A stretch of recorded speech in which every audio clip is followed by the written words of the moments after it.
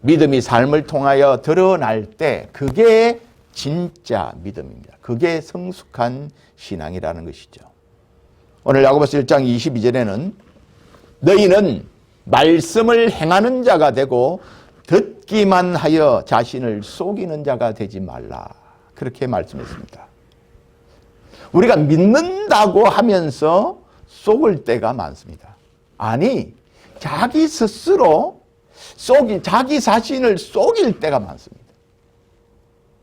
내가 정말 믿는지 아닌지, 내가 믿음이 좋은지 아닌지 그것을 가장 잘 아시는 사람은 하나님이십니다. 하나님은 우리의 중심을 보시니까요. 우리는 그 사람의 그 부분의 그 외형, 행동밖에 모릅니다. 마음이 어떤 마음을 가지고 있는지.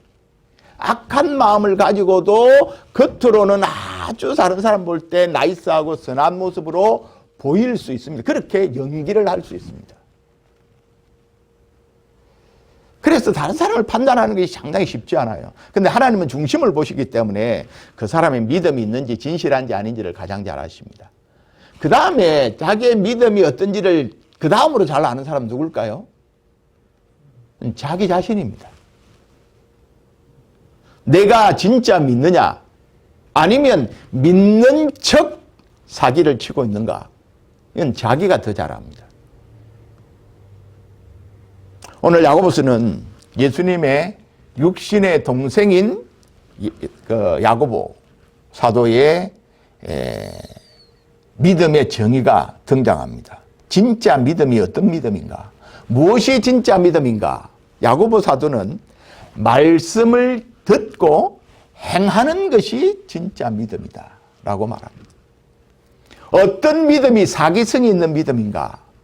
야고보 사도는 말씀을 듣고 뭐 할렐루야 아멘 하기도 하고 하는데 그 듣고는 전혀 행동하지 않는 사람을 가르쳐서 그 믿음은 사기성이 있는 믿음이다. 그렇게 오늘 본문에서 진단을 하고 있습니다. 자, 23절입니다. 23절, 24절, 25절 같이 한번 읽겠습니다. 시작. 누구든지 말씀을 듣고 행하지 아니하면 그는 거울로 자기의 생긴 얼굴을 보는 사람과 같아서 제 자신을 보고 가서 그 모습이 어떠했는지를 곧 잊어버리거니와 자유롭게 하는 온전한 율법을 들여다보고 있는 자는 듣고 잊어버리는 자가 아니요 실천하는 자니 이 사람은 그 행하는 일에 복을 받으리라. 자, 여기 두 가지 단어가 나옵니다. 듣고 행하지 아니하는 모습과 25절 끝에 보면 실천하는 자, 듣고 행하는 자가 있는데 누가 복이 있는 자라고요? 실천하는 자가 복 있는 자다. 복을 받을 것이다 고 말합니다. 저는 여러분이 하나님이 주시는 복으로 충만하기를 바랍니다. 아무쪼록 여러분이 복을 많이 받기를 축복합니다. 그런데 그 복을 받는 방법이 뭐냐 하는 것이죠. 하나님이 우리를 복 주는 그 채널이 뭐냐? 어떻게 복이 온다고 말씀하고 있습니까? 옛날 그 코미디 가운데 그 구봉서 장로님 뭐 이런 분들 뭐 이래 코미디 할 때 코미디 프로 가운데 그런 프로가 있었지 않습니까? 웃으면 복이 와요. 웃으면 복이 와요. 그래서 막 웃기고 그 웃는 장면에서 프로그램을 보고 웃으면 막 이제 복이 온다. 그런 프로그램이 있었습니다. 오늘 성경은 야고보 사도는 어떻게 하면 복이 온다고요? 말씀을 듣고 행할 때. 말씀을 듣고 행하면 자연히 뭐가 생길까요? 열매가 맺힌단 말이죠. 그 열매가 뭐란 말입니까? 복이라는 것입니다. 그래서 예수를 믿는다고 하는 것은 어떤 의미인가? 야고보는 우리가 예수를 믿는다는 것을 이렇게 정의합니다. 진리의 말씀으로 태어난 사람, 그가 예수쟁이다. 그렇게 정의를 내리고 있습니다. 하나님의 뜻에 의해서 새로운 백성이 탄생되었다고 하는 의미죠. 그게 뭐로? 복음으로 말이죠. 18절 하반절을 보면 이 복음을 뭐라고 말씀했습니까? 진리의 말씀을 통해 지으심을 받은 새 사람, 그가 예수 믿는 사람이라는 말입니다. 이 사실은 절대로 변하지 않습니다. 야고보는 이런 하나님의 구원의 행동이 실제적으로 어떤 일을 이루어냈고 또 어떤 일을 가져올 수 있는지를 계속해서 설명합니다. 이것이 19절에서 21절에 등장하는데요. 하나님께서 진리의 말씀으로 우리를 낳으셨다고 했습니다. 그러면 이제 우리가 뭘 해야 합니까? 19절에 보면 너희가 알지니 그랬습니다. 너희가 분명히 알아야 한다 그런 의미입니다.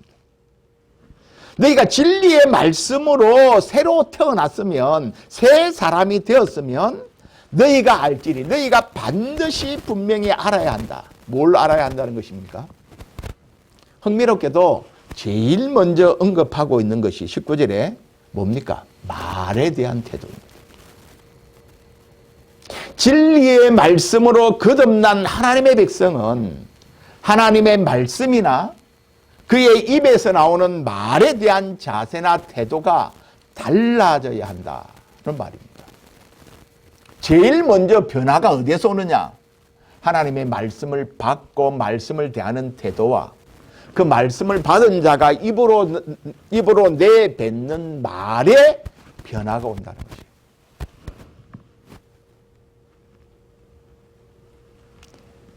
자, 우선 하나님의 말씀을 듣는 일에 민첩해져야 합니다. 여기 사람마다 듣기는 19절에 속히 하고 그랬습니다. 속히 하라는 말은 무슨 말이죠? 즉시 하라는 뜻입니다. 하나님의 말씀을 듣는 일에 주저하지 말고 지체 없이 하라는 말입니다. 하나님의 말씀을 들은 후에 그의 순종이 적극적이고 온유하고 온전하고 부족함이 없다는 뜻이죠. 여러분, 이런 적극적인 순종을 보여준 대표적인 사람이 누굽니까? 누굽니까? 저요. 이렇게 대답하는 것이 제일 좋은 것이죠. 저요. 접니다. 야고보가 제시하는 인물을 2장에 보면 어떤 인물을 제시하고 있습니까? 아브라함을 등장시킵니다. 아브라함이 믿고 행하는 자를 대표해서 등장시키는데 내 아들, 내 사랑하는 독자 이삭을 데리고 모리아 땅으로 가서 내가 네게 지시하는 한 산 거기서 그를 번제로 드리라. 창세기 22장 2절에 하나님이 아브라함에게 그렇게 명령을 하시죠. 이 하나님의 말씀을 듣고 아브라함이 즉시 아침에 일찍 일어나 이삭을 데리고 하나님께서 그에게 지시한 곳으로 갔던 것과 같은 순종. 이것이 듣기를 속히 한다는 의미입니다. 말씀 앞에 즉시 믿음으로 반응하는 것입니다. 하나님 말씀하셨으니 내가 행하겠습니다. 하는 것이 우리의 믿음이라는 것이죠. 그런데 무조건 빨리 해서는 안 됩니다. 하지만 하나님 앞에 말하는 것은 더디하라 그렇게 말했습니다. 전도서 5장 2절에도 보면 너는 하나님 앞에서 함부로 입을 열지 말며 급한 마음으로 말을 내지 말라. 하나님은 하늘에 계시고 너는 땅에 있음이니라. 그런즉 마땅히 말을 적게 할 것이라. 이 말은 함부로 말하지 말라는 것입니다. 하나님이 말씀하시는데 하나님이 명령하시는데 아예 하나님 그건요 우리 이 시대하고는 안 맞습니다. 이렇게 반응하지 말라는 말입니다. 하나님이 그렇게 말씀하시지만요 하나님은 하실 수 나는 못해요. 안 됩니다. 나는 그렇게 반응하지 말라는 말입니다. 사람들과의 관계에서도 마찬가지입니다. 우리가 사람들과의 관계에 있어서 관계를 망치는 경우들이 어떤 경우입니까? 쉽게 흥분하고 쉽게 분노하고 쉽게 격동함으로 쉽게 죄에 빠지는 경우이죠. 그래서 잠언 15장 1절에 유순한 대답은 분노를 쉬게 하여도 과격한 말은 노를 격동한다고 말했습니다. 말이 급해지고 과격해지면 사람들의 감정을 자극하게 되죠.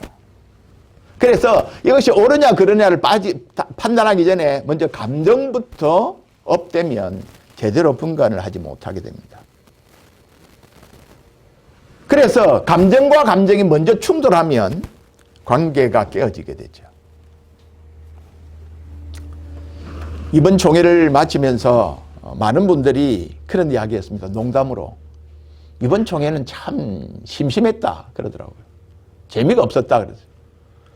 왜 심심하고 재미가 없었습니까? 제가 물으니까 해마다 총회하면 이게 첨예하게 대립하는 안건들이 있습니다. 원래도 2가지 정도의 안건이 있었는데요. 찬성하는 쪽과 반대하는 쪽이 아주 첨예하게 대립되어 있었습니다. 그래서 늘 이렇게 그런 안건을 다루면 늘 싸움 직전까지 흥분해가지고 막 싸움 직전까지 가는, 그래서 그 앉아 듣는 회중들은 그걸 보고 이 총회에 와서도 이런 싸우는 모습을 봐야 되냐 이러면서 굉장히 힘들어했던 그런 기억들이 많이 있습니다. 그런데 올 총회는 감사하게도 그렇게 싸우거나 다투는 일이 없었습니다. 첨예한 대립되는 문제들이 있었음에도 불구하고 성숙하게 토론하고 또 토론의 결과로 성숙하게 차분하게 결론을 내고 결론에 이르렀을 때는 많은 사람들이 한편에 동의를 해서 은혜롭게 잘 끝이 났습니다. 그러니까 우리가 살아가면서 또 모든 사람이 똑같은 의견을 갖고 살지 않습니다. 생각이 다를 수 있고 관점이 다르기 때문에 그렇죠. 그러나 서로의 관점들을 잘 이해하고 설명하고 또 더 좋은 생각이 있을 때 그것을 수용하는 이런 성숙한 자세가 있을 때 크게 갈등이 생기지 않고 문제가 원만하게 해결되어진다는 것이죠. 우리가 하나님의 말씀을 듣는 일에는 민첩하고 대신 자신이 말을 할 때에는 극히 조심하고 성내기도 더디 하라고 한 이유는 그 일을 그렇게 함으로 해야만 결국 하나님의 의가 이루어지기 때문입니다. 사람의 성내는 것이 하나님의 의를 이루지 못한다 그랬습니다. 흥분해가지고 성내가지고 막 그래가지고는 좋은 결과와 좋은 그 방향이 만들어질 수 없다는 것이죠. 사람이 왜 쉽게 성을 내고 흥분합니까? 그 직접적인 이유는 모든 더러운 것과 넘치는 악 때문이라고 21절에서 말씀하고 있습니다. 자기 욕심, 자기 주장, 이것을 먼저 옳다고 생각하고 내세우기 때문에 다툼이 일어나는 것이죠. 야고보는 사람이 쉽게 분을 내는 것이 그 사람 속에 있는 모든 더러운 것이 가득 차고 그래서 악한 생각과 의도를 갖고 있기 때문이라고 고발하고 있습니다. 그래서 이 모든 것들을 내어놓아야, 벗어버려야 비로소 우리가 올바른 자세와 태도로 다른 사람들의 입장을 듣고 생각할 수 있게 된다는 것이죠. 그러므로 쉽게 분노하는 습관을 내버리려면 무엇보다도 먼저 마음속에 있는 모든 더러운 것과 넘치는 악을 던져버려야 합니다. 벗어버려야 합니다. 새 옷을 입으려면 헌 옷을 벗어야 하는 것과 마찬가지입니다. 그리고 헌 옷을 벗게 하려면 어떻게 해야 되죠? 새 옷을 줘야 되죠. 그 새 옷을 이렇게 표현했습니다. 21절에 너희 영혼을 능히 구원할 바 마음에 심어진 말씀을 온유함으로 받아라. 모든 더러운 것과 넘치는 악은 내버리고 벗어버리고 너희들이 온유한 영혼을 능히 구원할 바 마음에 심어진 하나님의 말씀을 받으라 하는 것이죠. 바울은 옛사람을 벗어버리고 새사람을 입으라 그렇게 교훈하기도 했죠. 여기 마음에 심어진 말씀, 21절에 마음에 심어진 말씀은 여기 18절에 있는 진리의 말씀과 같은 뜻입니다. 그러니까 신자가 받은 구원을 여기 뭐라고 표현한 것입니까? 말씀이라고 하는 것으로 풀고 있는 것이죠. 그래서 베드로 사도는 베드로전서 1장 12절에도 너희가 거듭난 것이 썩어질 씨로 된 것이 아니요 썩지 아니할 씨로 된 것이니 하나님의 살아있고 항상 있는 말씀으로 되었느니라. 우리가 거듭난 것이 무엇을 도구로 해서 거듭났다고요? 하나님의 말씀으로 우리가 거듭났다는 것이죠. 우리에게 심겨진 말씀, 그 진리의 말씀이 우리를 거듭나게 했다는 것입니다. 그러니까 이러한 본문들은 우리에게 뭘 상기시켜 줍니까? 신자는 하나님의 말씀으로 태어났다는 사실을 상기시킵니다. 말씀으로 태어났을 뿐 아니라 말씀으로 힘을 얻고 말씀으로 살아가는 것이 하나님의 백성들의 삶의 양식입니다.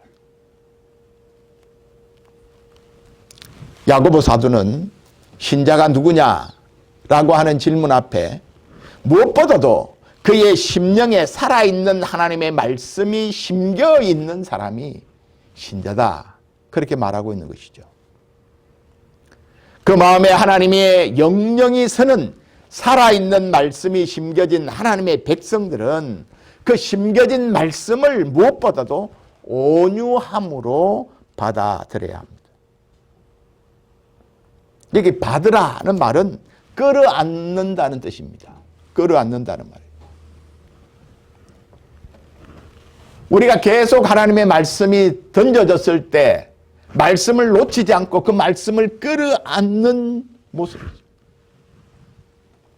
그 말씀이 내 것이 되도록, 그 말씀이 내 삶의 양식이 되도록 그 말씀을 받아들이고 품어서 마치 땅이 씨앗을 품어가지고 싹을 내고 잎을 내고 꽃을 피워 열매를 맺듯이 그렇게 말씀을 받으라는 것입니다. 말씀을 품으라는 것입니다. 끌어안으라는 말이에요. 마치 씨 뿌리는 비유에서 옥토와 같이 30배, 60배, 100배의 열매를 맺으려면 말씀을 끌어안아야 돼요. 말씀을 붙들어야 합니다. 그래서 사람이 예수를 믿는다는 것, 예수 그리스도를 받아들였다는 사실을 야고보는 지금 계속해서 뭐라고 말합니까? 하나님이 진리의 말씀으로 우리를 낳으셨다, 그렇게 표현하고 있습니다. 그리고 그 심령에 하나님의 말씀을 심었다는 것이죠. 이것이 복음입니다. 저와 여러분의 심령은 하나님의 진리의 말씀으로 새로 태어난 새로운 작품입니다. 바울이 표현한 것처럼 새로운 피조물이 된 것입니다.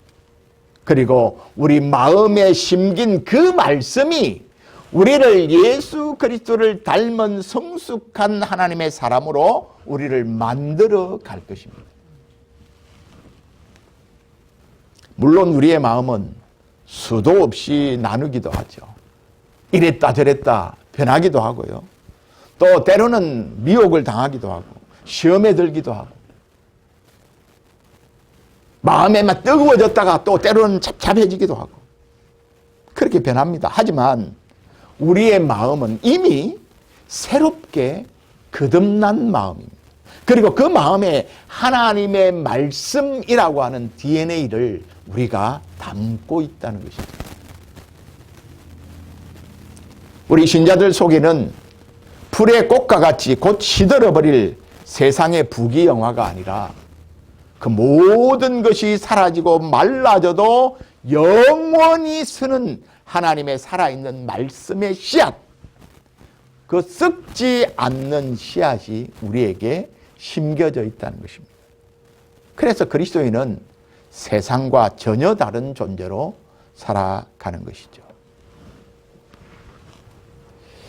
예수 믿는 사람은 그 심령에 하나님의 말씀이 심긴 사람입니다. 마치 씨앗이 흙 위에 떨어진 것처럼 떨어져서 그 속으로 뿌리를 내리기 시작한 사람입니다. 거기에 영적인 생명이 자라는 것이죠. 그리고 그 말씀의 생명이 자라기 시작하면 우리의 삶이 그 말씀의 능력을 통해서 바뀌게 되는 것입니다. 뭐가 바뀝니까? 말이 바뀝니다. 태도가 바뀝니다. 표정이 바뀝니다. 우선순위가 바뀝니다. 물질관이 바뀝니다.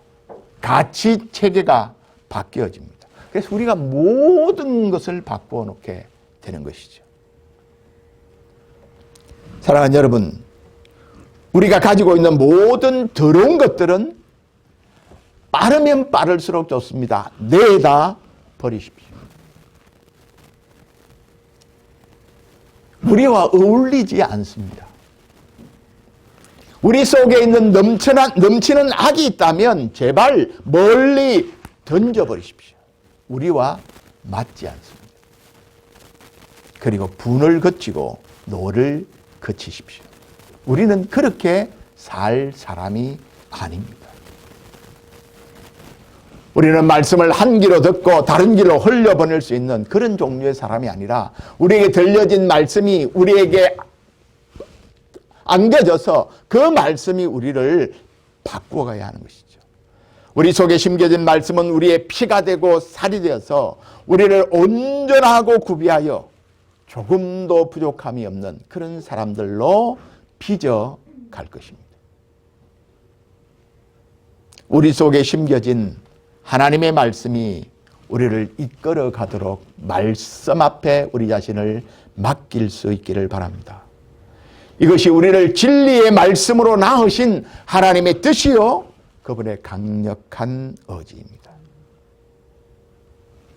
교회는 모든 겸손함과 온유함으로 그들 안에 심긴 말씀의 씨앗들을 품고 받아들여서 하나님과 세상 앞에 의와 화평과 생명의 열매들을 맺도록 부름받은 공동체입니다. 이것이 우리를 구원하시고 하나님 우리를 부르신 이유입니다. 우리의 믿음이 성숙하기 위해서 우리가 지속적으로 훈련하고 연습해야 할 것들이 있습니다. 몇 가지를 말씀드리겠습니다. 첫째는 쉽게 함부로 부정적인 판단과 결정을 하지 말아야 합니다. 하나님의 말씀 앞에 그건 안 돼, 그건 못 해, 그건 아니라고 그렇게 부정하는 말을 먼저 내뱉지 말아야 합니다. 안 된다는 말부터 꺼내는 법과는 같이 길을 가지 말라라는 옛 격언이 있습니다. 늘 부정적인 말만 하고 안 된다고 말하고 안 되는 것만 만들어내는 사람하고는 친구하지 말라. 그런 말이죠. 여러분, 우리가 이미 안 된다고 판단하고 안 된다고 결정해버리면 더 이상 창의적이고 발전적이고 생산적인 아이디어는 전혀 나오지 않습니다. 아, 참 어려운 일이 생겼네요. 힘들겠네요. 그러나 한번 생각해 봅시다. 무슨 길이 있는지 찾아봅시다. 여러분, 안 된다고 이미 결정해버리면 성령님도 안 된다고 하는 사람은 어떻게 쓰겠습니까? 몸이 아파서 안 돼요. 시간이 없어서 안 돼요. 돈이 없어서 안 돼요. 재주가 없어서 안 돼요. 안 돼. 못해. 그러면 안 되는 거예요, 그분. 이런 형편에서 어떻게 순종의 삶을 살 수 있을까? 불가능한 일이죠. 여러분, 우리에게 한 길이 막히면 하나님은 또 한 길을 준비해 주셨다는 확신을 우리가 가져야 합니다. 한쪽 문이 닫히면 새로운 문을 열어주십니다. 한 길을 막으시면 새로운 길을 열어주십니다. 그래서 우리의 입술에서 무조건 안 된다고 생각하는 것보다 가능한 일이 무엇인가를 찾아보는 그런 자세가 필요합니다.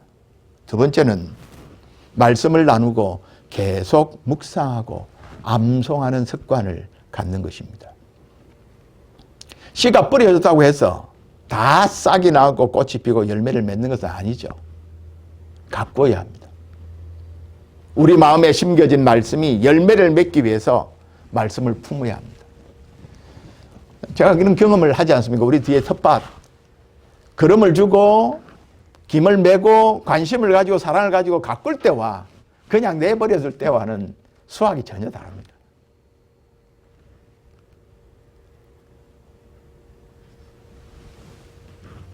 우리의 마음에 심겨진 말씀이 열매를 맺기 위해서 하나님의 말씀을 품어야죠. 귀로 들려진 말씀이 머리에서 이해되고 감정에서 가슴에서 뜨거워지고 손발로 그것을 행동하는 데는 시간이 필요합니다. 그래서 여러분 교회에서 주일날 말씀을 듣고 교회당 갈 때 다 여기 입구에 놓고 가지 마시기를 바랍니다. 말씀을 여러분이 간직하고 가셔야 합니다. 여러분 믿음은 들음에서 나기 때문에 말씀을 잘 듣고 경청해야 합니다. 그리고 그 말씀을 한 번 들은 것으로 끝나는 것이 아니라 깊이 묵상해야 합니다. 그래야 머리에서 이해됐던 것이 묵상을 통해서 가슴으로, 그리고 그것을 묵상하고 암송함으로 말미암아 행동하는 데까지 전달되어지고 나아갈 수 있습니다. 왜 우리가 안 변하느냐? 머리로 이해하는 데 그치기 때문에 그래요. 아, 오늘 설교 말씀, 아, 저런 말씀이구나. 아, 오늘 뭐 좋은 말씀 하시네.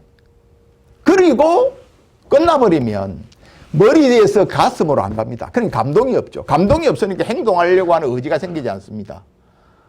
마음에 감동이 와야 행동하고자 하는 의지가 생기고 그렇게 움직여야 우리의 삶이 변하는 것이죠. 그래서 들은 말씀을 여러분 한 주간 계속해서 묵상하고 소화시키는 것이 필요합니다. 오늘 주신 말씀이 그 말씀 속에서 여러분 말씀을 듣고 그 말씀을 100% 이해하는 사람은 아무도 없습니다. 100%다 기억하는 사람도 아무도 없습니다. 또 100%다 이해하지 못해도 괜찮습니다. 오늘 우리에게 나에게 주신 한 구절이라도 한 부분이라도 하나님이 나에게 마음속에 아 저런 말씀이구나, 아 저런 뜻이구나, 아 그 마음에 와닿았다 이러면 그 말씀을 붙들고 그 말씀을 지키고 순종하기 위하여 살아가는 것이죠. 말씀을 묵상하고 암송하는 습관 필요합니다. 세 번째는 거룩이 능력임을 믿고 거룩한 삶을 살아가는 것입니다. 하나님은 거룩하신 분이십니다. 그러므로 하나님의 백성된 우리들에게서 거룩한 하나님을 닮은 자들이 되기를 원합니다. 그래서 하나님께서 레위기에서 계속해서 말씀하시는 게 무엇입니까? 내가 거룩하니 너희도 거룩할지어다. 거룩하기를 원하세요. 하나님의 선교, 또 하나님의 백성의 선교라고 하는 요즘 굉장하게 영향력을 끼치고 있는 이 책의 저자인 크리스토프 라이트가 한국에 와서 특별 강의를 몇 년 전에 한 적이 있습니다. 강의를 다 듣고 몇 가지 이제 질문을 했는데 그 질문 가운데 하나님의 선교, 온 세상을 복주는 이 하나님의 이 선교가 완성되어지는데 가장 큰 장애물이 무엇입니까? 그런 질문을 했습니다. 뭐가 가장 큰 장애물입니까? 크리스토프 라이트가 이렇게 답을 합니다.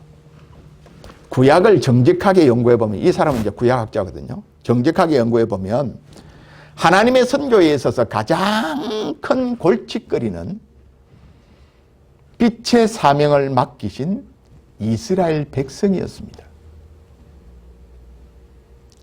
이스라엘 백성이 하나님의 백성답지 못하게 그들이 우상숭배에 빠지고 부도덕과 불의에 빠짐으로 열방의 못 백성들을 하나님께로 돌아오게 하는 것을 막는 치명적인 걸림돌이 되었습니다. 지금도 마찬가지입니다. 복음을 거부하는 자들이 섬기는 온갖 우상들, 그것이 사실 선교의 장애물이 아닙니다. 불교를 믿고 이슬람을 믿고 힌두교를 믿는 그것도 가장 큰 장애물이 아닙니다.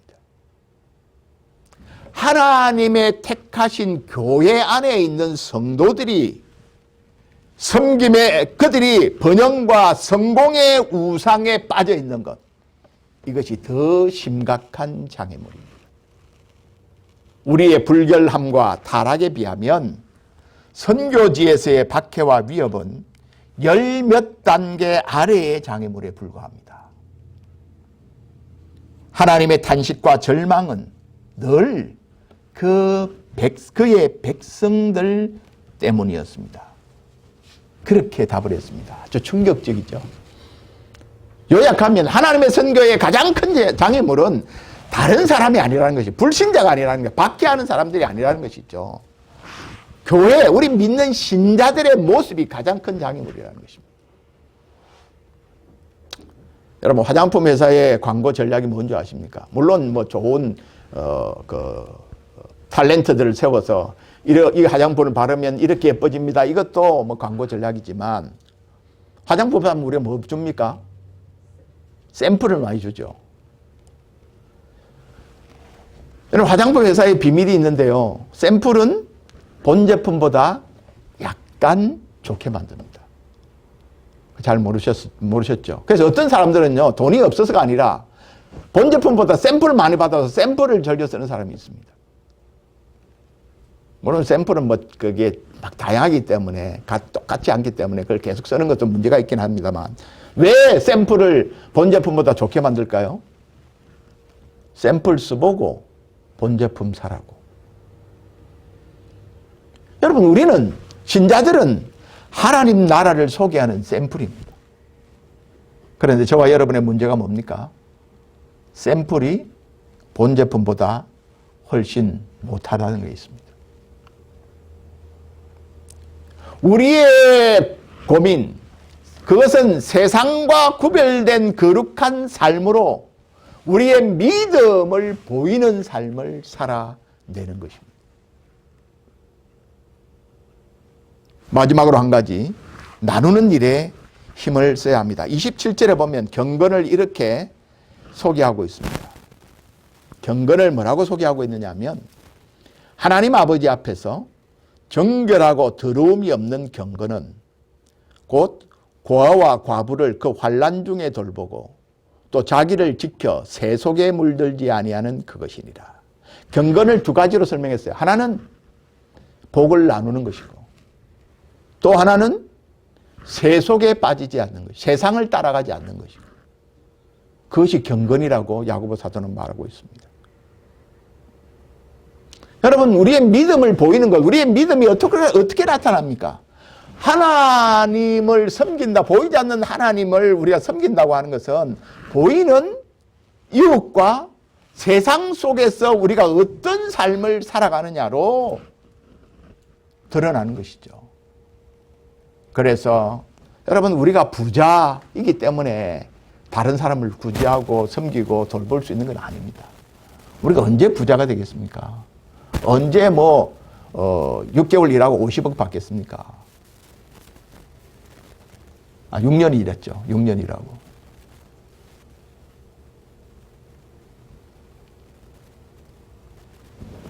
그렇게 받아도 그 사람 자기가 부자라고 말하지 않을 거예요. 서울에는 한국 같은 데는 서울에 아파트 한 3, 40평만 있어도 수십억 하잖아요. 부자, 어떤 사람이 부자입니까? 마음이 넉넉해서 자기보다 어려운 사람이 있으면 손을 내밀 줄 아는 사람이 부자예요. 그리고 세상이 어떻게 살아가든지 그와 관계하지 않고 자기를 세상과 구별된 하나님의 백성으로 구별된 삶을 살아가는 것이 경건인 것이죠. 사랑하는 여러분, 우리는 진리의 말씀으로 새로 태어난 하나님의 자녀들입니다. 믿음이 자라서 성숙의 열매를 맺기 위해서 우리의 삶 속에서 보여야 하는 것은 함부로 말하지 말고 긍정적이고 희망적인 말을 사용해야 합니다. 그리고 하나님의 말씀을 우리의 마음에 품어야 합니다. 세상과 구별된 거룩한 삶의 가치를 살아내어야 합니다. 우리가 부자가 아니지만 하나님이 주신 것을 가지고 베풀고 나누는 복을 전달하는 삶을 살아야 합니다. 그래서 우리의 믿는 바가 삶을 통해서 드러남으로 말씀을 듣고 행하는 자에게 주어지는 복이 저와 여러분 모두에게 풍성하기를 주님의 이름으로 축복합니다. 아멘. 기도하겠습니다.